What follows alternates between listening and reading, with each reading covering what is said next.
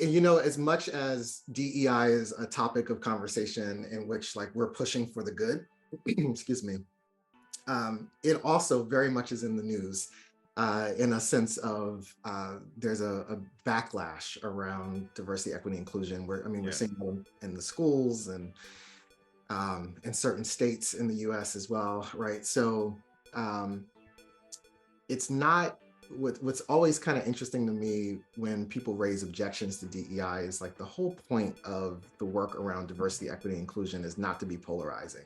Yeah. It's not to put people out, but it's to create spaces for all of us to be in, Yeah. right? And so partly when you talk about like why is there underrepresentation from a racial and ethnic standpoint in insurance, like we have to look at part of the history of our country Yeah.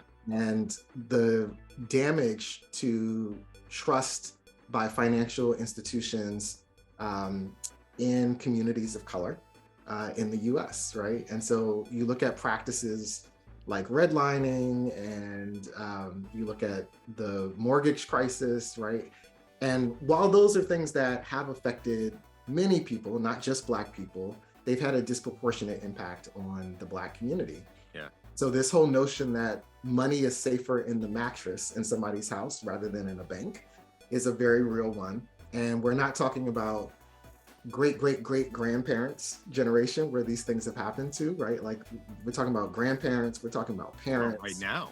we're talking about Wow. right now, Yeah. right? And so um, I think part of the work is helping to restore trust in insurance products and services and Yeah. financial products and services.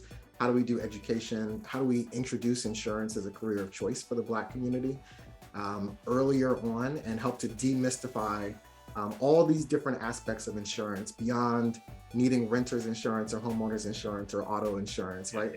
Or life insurance in particular.